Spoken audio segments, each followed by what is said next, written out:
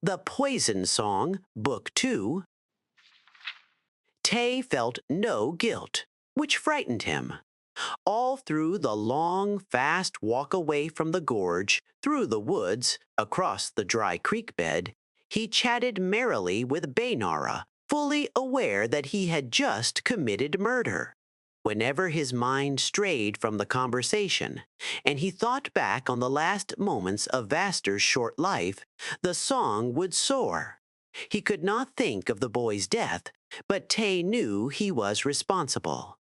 "You're a mess," cried Aunt Belia the moment she saw the two children emerging from the woods onto the grounds of Sandhill House.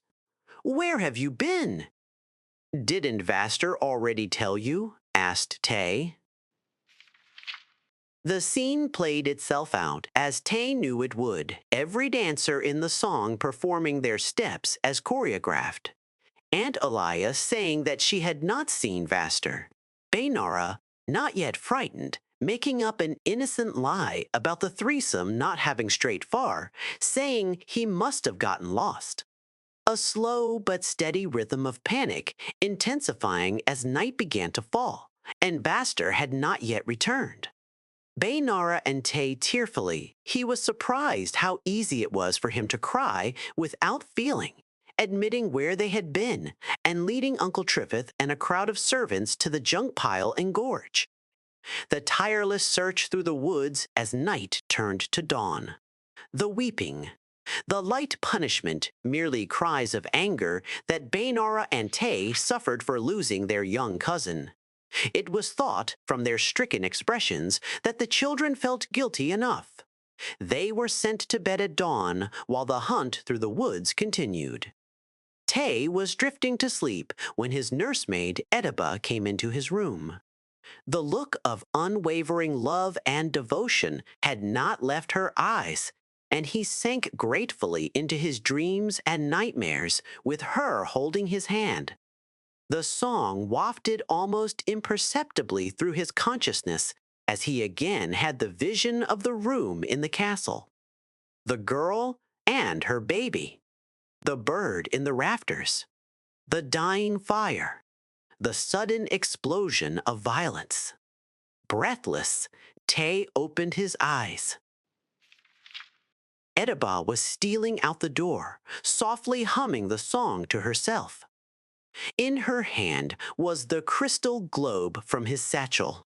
For a moment he hesitated, about to cry out. How did she know the song? Was she aware that he had murdered another boy to get the globe? Somehow he knew that she was helping him, that she knew all and loved him, and sought only to protect him. The next day, and the next week, and the next week, and the next month were all the same. No one spoke very much, and when they did, it was to suggest new places to look for the missing boy. Everywhere had been searched thoroughly. Tay was curious why they never looked in the gorge, but he understood how inaccessible it was. A side effect of Vaster's absence was that the tutorial sessions with Kena Gafrisi took on a more serious, even academic quality. The younger boy's high spirits and meager attentiveness had always cut the lessons short, but sensible Baynara and quiet Tay were ideal pupils. He was particularly impressed by how focused they became during a rather dry history lecture about the heraldic symbols of houses of Morrowind. "The crest of the Hla'alu features a scale," he sniffed disdainfully.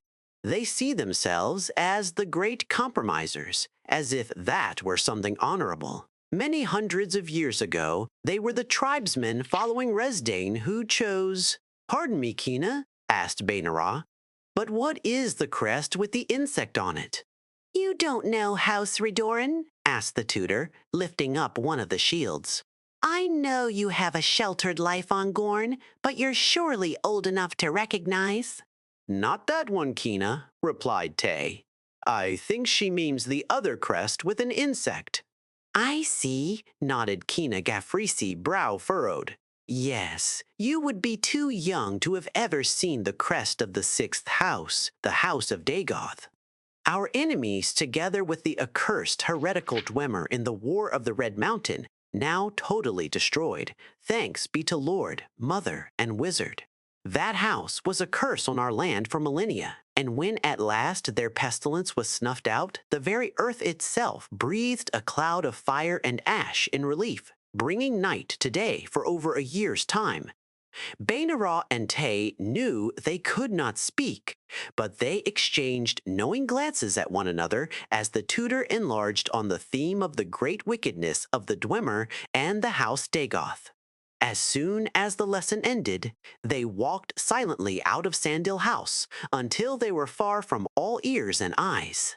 The afternoon sun stretched out the shadows of the spear-like trees surrounding the meadow.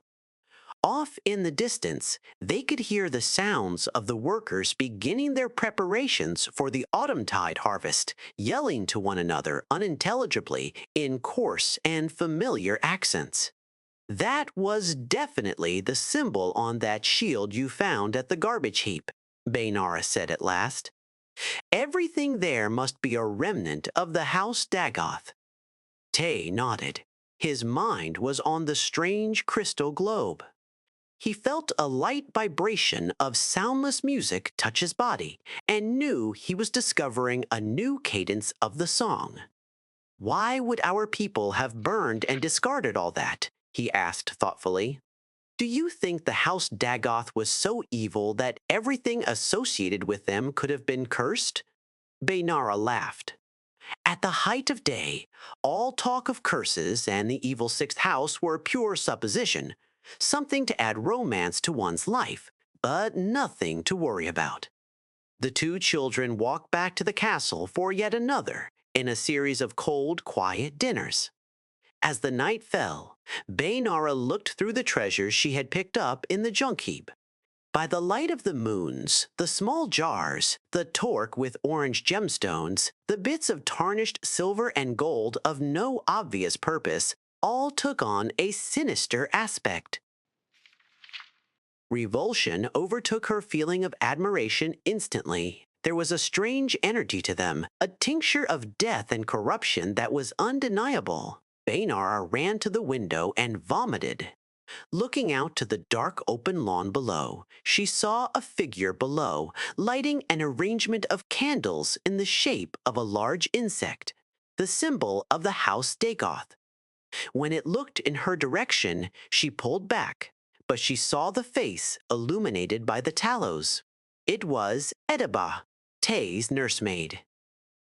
The next morning, Bainara left the castle grounds early, bearing a large sack filled with her treasures.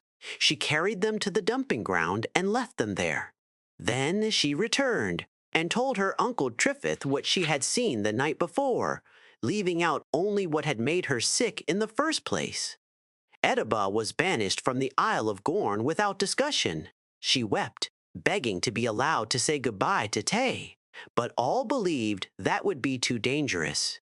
When Tay asked what had become of her, he was told she had to return to her family on the mainland. He had grown too old for a nursemaid. Bainara never told him what she knew, for she was afraid.